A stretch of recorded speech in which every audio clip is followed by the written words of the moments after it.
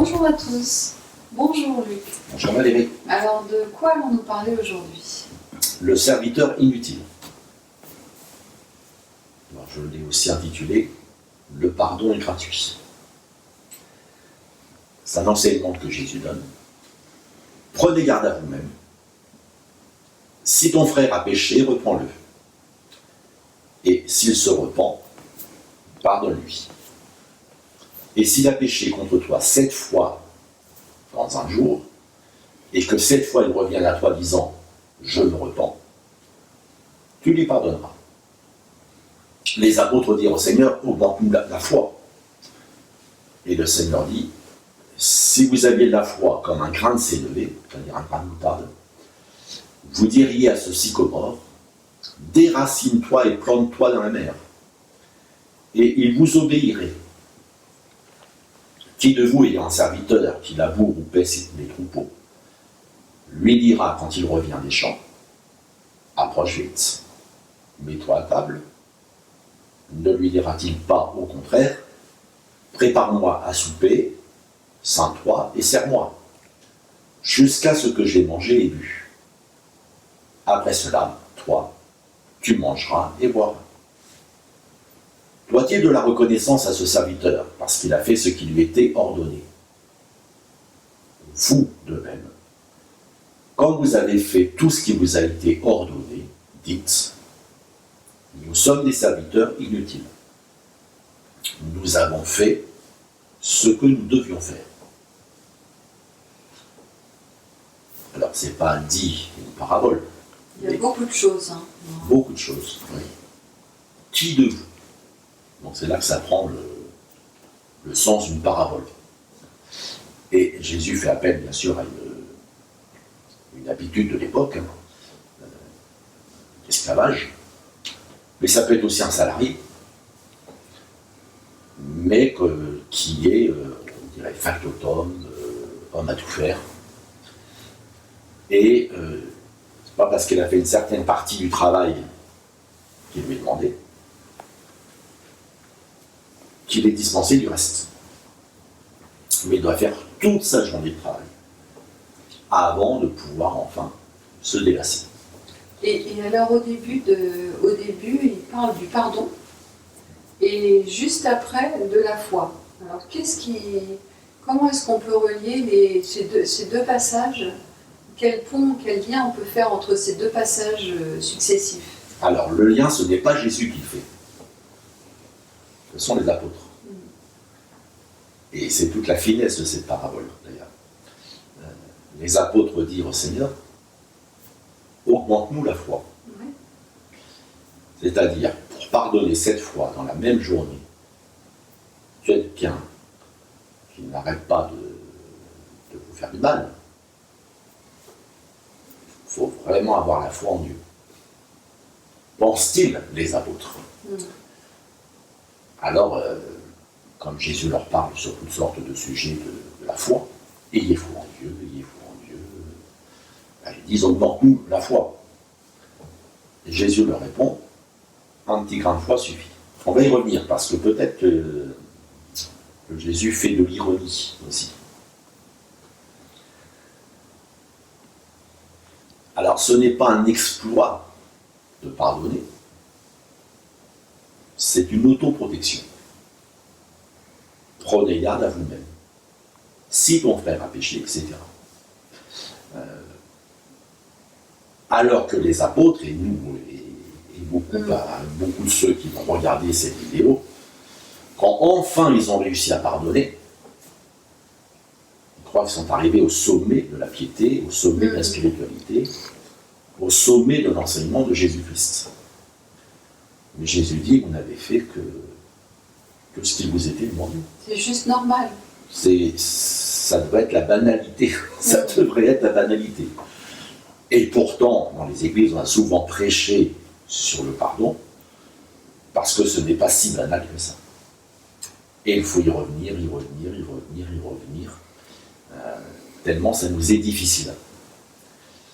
Et quand une chose nous paraît difficile, on a tendance à croire qu'on a fait un exploit. Et Jésus, là, veut dégonfler cette notion d'exploit en disant non, tu fait que ce qui t'était demandé. D'où la parabole. Doit-il de la reconnaissance à ce serviteur? Et celui à qui j'ai pardonné 7 fois, est-ce qu'il faut qu'il vienne me faire des courbettes? Jésus dit non. Tu n'as fait que ce que l'enseignement de Jésus te demande. Ce qui t'est demandé. Donc la réponse de Jésus au premier degré à cette demande augmente-nous la foi est un encouragement à user de sa petite foi qui est suffisante tant la foi est aimée de Dieu. Et ça c'est vrai, Dieu aime la foi. C'est l'épître aux Hébreux qui nous dit. Sans la foi, il est impossible de lui être agréable, car il faut que celui qui s'approche de Dieu croit que Dieu existe et qu'il est le rémunérateur de ceux qui le cherchent. Donc la foi est une valeur importante avec l'amour et avec l'espérance. Mais au second degré, la déclaration de Jésus peut se révéler ironique. Il ne s'agit pas de foi, mais d'obéissance à Dieu et d'amour du prochain. S'il ne s'agissait que de foi, un grain suffirait. Et c'est là que Jésus déplace. Il déplace du terrain de la foi sur le terrain de la simple obéissance. Un serviteur fait le travail pour lequel il est payé. Et s'il est esclave, eh bien il fait toutes les tâches que son maître lui a assignées. Et ce n'est pas un exploit. Et ce n'est pas un exploit. Et ce n'est pas une question de foi. Mais c'est une question d'obéissance. Donc la parabole déplace le terrain de la foi à l'obéissance. Je n'ai fait que ce qui m'est demandé, ce qui est l'aboutissement de la vraie foi. Alors qu'on la confond souvent avec l'effort de croire, ce qui conduit à bien des crispations spirituelles et des introspections inutiles et douloureuses. Parce que c'est cette parole que Jésus a dite, si vous aviez la foi comme un grain de sénévé,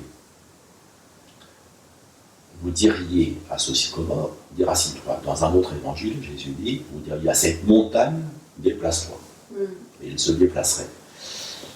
Et qu'est-ce que l'on fait parfois? C'est on s'examine soi-même, on fait de l'introspection, mais est-ce que j'ai vraiment la foi? Donc on confond foi et effort de foi, effort de croire. Alors que Jésus nous dit la foi, c'est pas l'effort de croire. La foi, c'est face à Jésus. C'est donne une révélation spéciale de sa personne. Ou plus souvent, face à l'enseignement de Jésus, est-ce que j'y apporte mon obéissance? Et la foi, c'est ça. Et là, en effet, un grain suffit. Et Dieu te dit de pardonner, tu pardonnes. Dieu te dit de lui faire confiance dans les problèmes matériels, tu lui fais confiance. C'est l'obéissance. Donc ça veut dire qu'il y a un petit peu de foi et beaucoup d'obéissance. Ou que la vraie foi, c'est l'obéissance, plutôt. C'est pour ça qu'il y a un déplacement de terrain. De la foi vers l'obéissance. L'apôtre Paul dit « Dieu m'a établi pour amener les païens à l'obéissance de la foi ». Donc il y a un lien très fort entre foi et obéissance. Les amis de Daniel, alors que le roi les menace de les faire griller dans la fournaise, disent « Nous ne nous prosternerons pas devant ta statue, nous n'adorons que Dieu. » C'est l'obéissance. Et même s'il ne nous délivre pas, de toute façon, nous ne nous agenouillerons pas devant ta statue. C'est l'obéissance. Dans le cas des amis de Daniel, Dieu a fait un miracle. Un ange est venu et ils n'ont pas brûlé dans la fournaise. Mais d'autres chrétiens sont réellement morts à cause de la foi. Mais ils sont morts dans l'obéissance. La foi obéissante. C'est pour ça que le lien est très fort. Et la parabole adresse aussi la question des miracles. Vous diriez à ce sycomore, ôte-toi de là et plante-toi dans la mer. Et vous obéirez. Donc ceux à qui le Saint-Esprit confère le don des miracles peuvent être tentés de se prendre pour les seigneurs de l'Église et d'exiger de la part des autres des égards particuliers, une reconnaissance quasi divine. Ils peuvent même ne pas comprendre les épreuves qui surgissent dans leur vie. Donc Jésus aussi adresse cette question-là. C'est vrai que certains reçoivent, c'est un des dons du Saint-Esprit, le don de foi, le don des miracles, le don de guérison des malades. Est-ce que ces chrétiens sont supérieurs aux autres? Non. Ils ne font que ce qui leur est demandé. Ils manifestent le don dont le Saint-Esprit les a gratifiés. Mais toutes les autres exigences de la Bible sont les mêmes pour eux que pour les autres chrétiens. Et dans la Bible, il y a l'exemple de Samson. Samson était rempli du Saint-Esprit. Samson faisait des miracles extraordinaires. Mais Samson, dans sa manière de vivre, s'est éloigné de la sainteté de Dieu. Et ça lui a coûté très cher. Quant à l'apôtre Paul, il expose son propre cas. Pour que je ne sois pas enflé d'orgueil, à cause de l'excellence des révélations que Dieu m'a données, il m'a été mis une écharpe dans la chair, un ange de Satan, pour me souffleter et m'empêcher de m'enorgueillir. Alors, c'est quoi cette écharpe? On ne sait pas. On ne sait pas. Il y a tellement de spéculations sur l'écharpe dans la chair de Paul que je ne vais pas entrer sur ce terrain. Mais quelque chose qui dérangeait, parce qu'une écharpe, ça vous fait mal, et on n'arrive pas toujours à l'enlever. Mais ce qui est important, c'est ce que Paul en a compris. Dieu me protège. Et n'oubliez pas que l'enseignement de Jésus commence par « Prenez garde à vous-même ». Donc premièrement, quand je pardonne, je ne fais rien d'extraordinaire. Je ne fais qu'obéir à Jésus-Christ. Et deuxièmement, si Dieu me donne de faire des choses réellement extraordinaires, pour moi-même, je dois considérer que ce n'est pas extraordinaire. C'est extraordinaire pour les bénéficiaires, mais pour moi-même, ça n'a rien d'extraordinaire. Je n'ai fait que ce qui m'était demandé. Donc il s'agit non pas de dénigrer ce que j'ai fait, pardonner ou faire des miracles, mais d'attribuer la gloire à Dieu qui envoie, à Dieu qui missionne pour répandre la bonne odeur de Christ, l'odeur du salut, l'odeur du pardon, l'odeur des interventions divines, l'odeur de l'amour sans l'arrière-pensée d'une récompense qui nous serait due. C'est ça que Jésus veut dire. Vous n'êtes pas les seigneurs, je suis le Seigneur. Merci. Merci à tous et à bientôt.